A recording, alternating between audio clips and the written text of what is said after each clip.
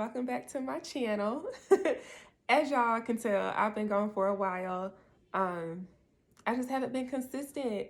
I'm so sorry. I'm one of those. My bad. But we're back today. Y'all saw Get Out? I'm drinking my cappuccino. I have a little bit of a sinus thing going on right now. It's not the Rona, because every time I'm around humidity, I'm fine. But then when I get around some air or something, start getting stopped up again. But anyway, today we're talking about all things cosmetology. I don't know if they taught me this in school or not.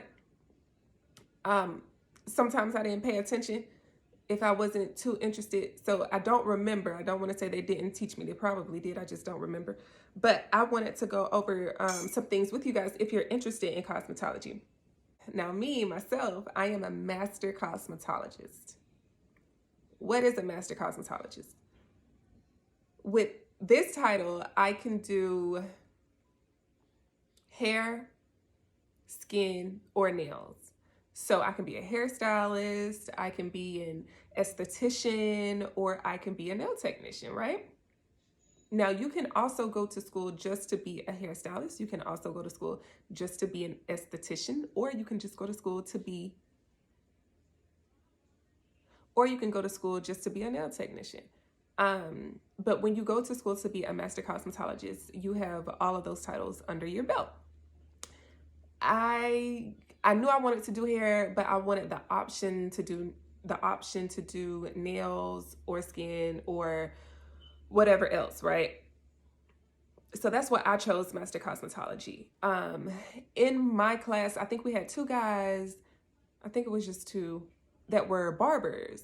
So they could have just gotten their barber license, but I think they wanted the options to do whatever else too.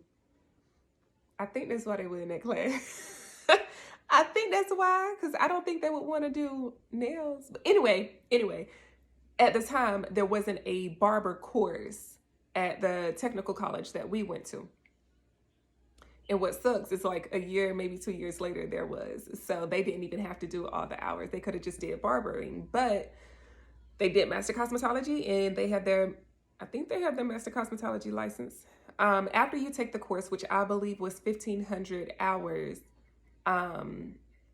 you have to take the state board. You have to take a written and practical state board.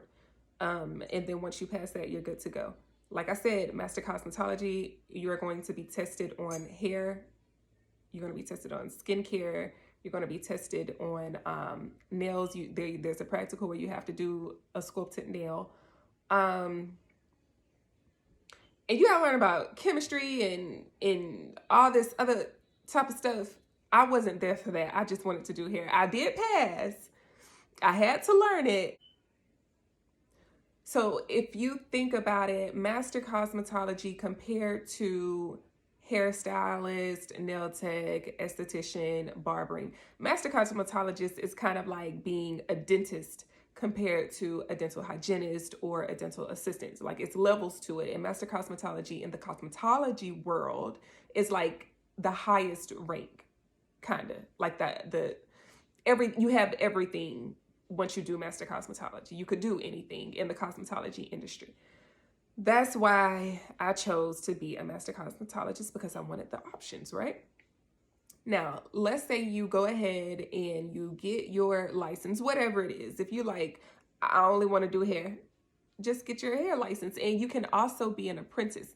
Now, if you would like to go the route of apprenticing to become whatever it is you want to become, hairstylist, nail tech, whatever, if you go with the option of apprenticing, I do believe that you have to have more hours. If I'm not mistaken, like I said, I had to go through 1,500 hours, and I think it's 2,000 hours if you are apprenticing, in like 144 classroom hours. I'm not sure. It was just easier for me to go to school. And I was able to have a job while I was in school, so it worked out better for me. So you can go the apprentice route if you don't want to go to school. Find somebody who is a licensed apprentice. not a licensed apprentice, but has their license to apprentice. And you can go to their shop and you could learn under them. Take your state board and become whatever it is that you want to become. So once I started working in the industry, there are a few different ways that you can get compensated, right? You could do booth rental, you could do commission, or you can do hourly. So when I first started working in a salon, I was hourly plus commission, hourly then commission. Basically how it worked is if I didn't make a certain amount percentage for commission, then I would be hourly. So I would get paid regardless. But if I surpassed the percentage of commission, then I was commissioned. So you want to surpass that level of commission so you're not on hourly. That's how I started out. No, I'm lying. I started out at a barbershop and I was an independent contractor then, which means I worked for myself. I was booth renting. And that didn't work out because I didn't have enough clients, right? So I wanted to go to something to where I was going to get paid regardless, which was then a corporation, Regis, and it was hourly plus commission or commission an hour. I don't remember. I can tell you that it was like if I made more than the hourly rate, then I would be commissioned. So I was going to get paid either way, and I knew my minimum was going to be hourly. So fast forward to where I am now. I'm again booth renting, independent contractor. This means that I set my own hours, I set my own prices, and I just pay a weekly amount. Some people have bi-weekly amounts. I don't think anyone does monthly amounts, but you could have your own salon suite. You can have your own salon. I don't want my own salon. Everybody keeps telling me to, you should do yours. I don't want it. I don't want it, y'all. It's not a passion of mine to have a salon. I don't want it. I don't want to be, that's another topic for another day. But I work at a salon. My salon has 17 stylists and we are all booth renting. Now, the way that my salon operates is different from a lot of salons. You can't walk in and say, hey, can anybody take me? Well, I guess you could. But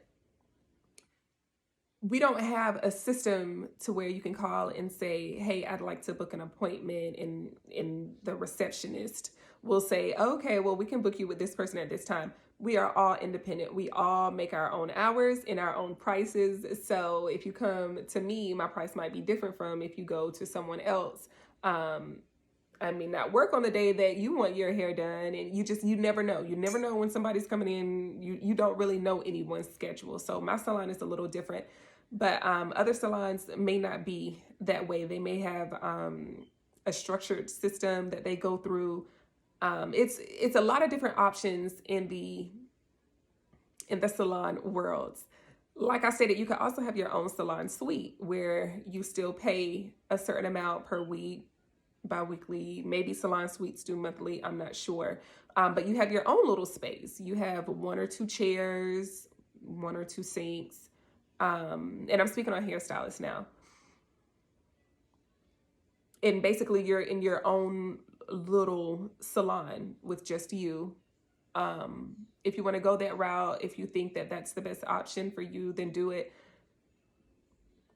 If you want to do something like that, I suggest that you have a good bit of clientele. And the reason I say that is because you're going to have to advertise your business a lot to get people to come in. And you don't want to play the waiting or the guessing game if you don't have the finances to do so. Now, if you're like, no, I'm good for 6 months, whether, I win or fail, then yeah, do that. But initially, I went to a salon that had a lot of walk-in traffic because I was building my clientele. So if you are starting out, you don't have any clientele, I would suggest that you go to a corporation. That way that you can learn more about hair than what hair school taught you. And also, You can start building your clientele, building relationships with people that are going to be loyal to you and go to you wherever you go. So those are some things that I think you should think about if you are considering going to school. What do you want to be? You want to be a master cosmetologist, you want to be a hairstylist, you want to be a nail technician, you want to be a barber, you want to be an esthetician, or do you want to apprentice? So think about that. Think about what works best for your lifestyle. And then after you think about that, and after you make moves to pursue whatever it is that you want to pursue, then start thinking about, okay, well, do I want to be hourly? Do I want to be commissioned? Do I have enough clientele built already to go ahead and be an independent contractor? Think about those things also. I know when I was in school, there were some hairstylists that they already had a huge clientele. They just wanted to be able to get their license. Whew. I didn't know hair was this deep, because that's a whole nother thing. You can get paid under the table. Some people will pay you under the table. Some people are naturally talented. You just know how to do hair. You just know how to do nails. And if you're that good to get that traffic in the salon, they'll pay you under the table. Or you don't even have to be in a salon. If you're that good and you're showing your work on social media, they're gonna come to your house. They're gonna come to wherever you are, and they're gonna get those services done, right? The license come down to paperwork. Do you want to buy a house? Do you want to buy a car? Where's your income? So that's going to be the paper trail. You having your license, you being able to file taxes under said license. That's when you're going to be like, dang, I need to have my license because I need this paper trail. I need to be able to show that I do X, Y, and Z for work. You want to be licensed, guys. You want to be licensed. It does not take that long when you think about it, and it does not cost that much. So I would say go ahead and get your license so that you could do other things that you want in life outside of a career, okay? If you have any questions, comments, or concerns, please drop them down below. I'm not an instructor. I cannot teach you cosmetology, but I know how to do hair, okay?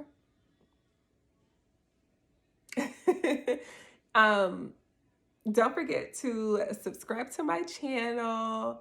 I want to do more about hair, but listen, I have my hair in protective styles a lot. I want to do more natural hair content, but it's always in protective styles. So I guess I could show y'all how to do some of these, right? Like this is crochet. Oh no, y'all see how long? I've never had hair this long. This is actually a ridiculous length, but I'm here for it. I'm here for it. Like, isn't that crazy? I'm here for it. I'm going to try to keep it in till December. We'll see. All right, guys. I love y'all. And I will see y'all in the next video, whenever that may be.